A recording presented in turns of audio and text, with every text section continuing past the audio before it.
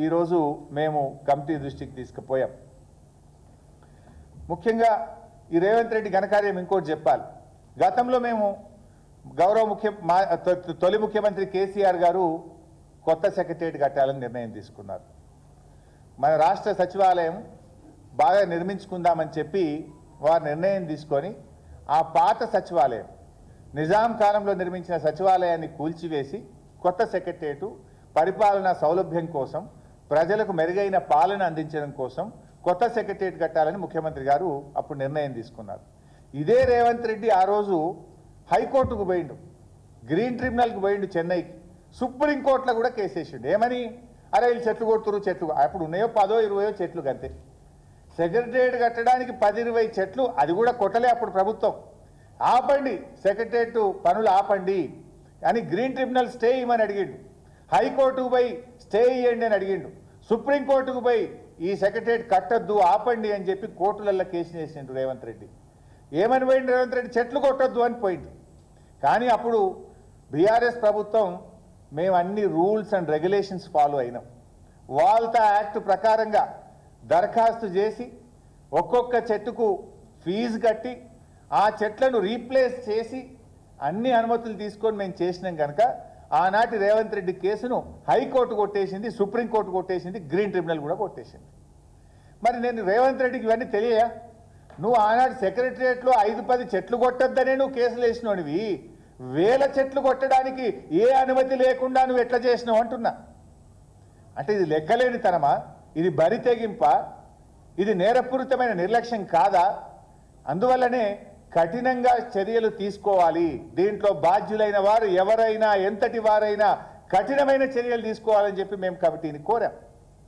నువ్వు ఆనాడు 5-10 చెట్లు ఉంటేనే తప్పు, ఇది సెక్రటేరియటే కట్టొద్దు అని కేసులు పెట్టినవి.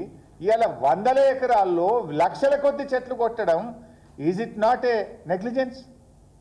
Criminal negligence. అందువల్ల దీని మీద యాక్షన్ తీసుకోవాలి. అందరిలా ముఖ్యమంత్రి నుంచి మొదలుకుంటే అటవీ శాఖ అధికారులు కానీ, చీఫ్ సెక్రటరీ గారు కానీ, మన పోలీస్ డిపార్ట్మెంటు నిర్లక్ష్యం కూడా ఉంది. ఇప్పుడు ఒక నేరం చేయడానికి పోతున్నా నాకు రక్షణ ఇవ్వంటే పోలీసులు రక్షణ ఇస్తారా? రక్షణ ఎప్పుడు ఇవ్వాలి?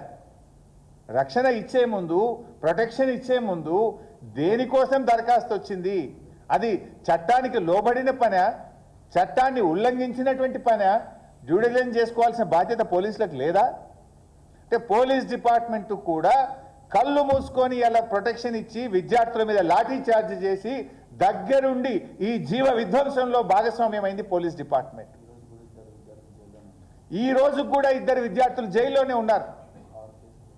6 కేసులు ఇలా పిల్లల మీద పెడితే ఇవాళ కూడా పిల్లలు జైల్లోనే ఉన్నారు. అక్రమ కేసు కాదా? మీరు నేరం చేసి అన్యాయాన్ని ప్రశ్నించిన పాపానికి పిల్లల్ని జైల్లో పెట్టారు. ఆ పిల్లలు చేసిన పాపం ఏంది? మీరు ఫారెస్ట్ కన్జర్వేషన్ యాక్ట్ను ఉల్లంఘిస్తున్నారు, మీరు వైల్డ్ లైఫ్ యాక్ట్ను ఉల్లంఘిస్తున్నారు, మీరు వాల్తా యాక్ట్ను ఉల్లంఘిస్తున్నారు, మీరు చట్టాన్ని ఉల్లంఘిస్తున్నారు, ఇది తప్పు అని ప్రశ్నించిన పాపానికి పిల్లల మీద అక్రమ కేసులు పెట్టి జైల్లో పెట్టారు. 10 రోజులైంది ఇలా పిల్లలు జైల్లో ఉన్నారు. ఇంకా ఇలా గమ్మత్ జోకు, ముఖ్యమంత్రి ఏమో ఆయన్నే హోంమంత్రి, ఆయన్నే ముఖ్యమంత్రి, పిల్లల మీద లాఠీ చార్జ్ చేయించింది, పిల్లల్ని కేసులు పెట్టింది, పిల్లలను జైలు వేసింది హోంమంత్రిగా, ముఖ్యమంత్రిగా రేవంత్ రెడ్డి. కానీ ఆ పిల్లల్ని విడుదల చేయమని చెప్తాడు ఉప ముఖ్యమంత్రి. అంటే ఒక ఆయన కేసు పెట్టి లోపలేయమంటాడు, ఒక ఆయన ఇడిపియమంటాడా? ఇదేమి నవ్వులాటనా? ఇది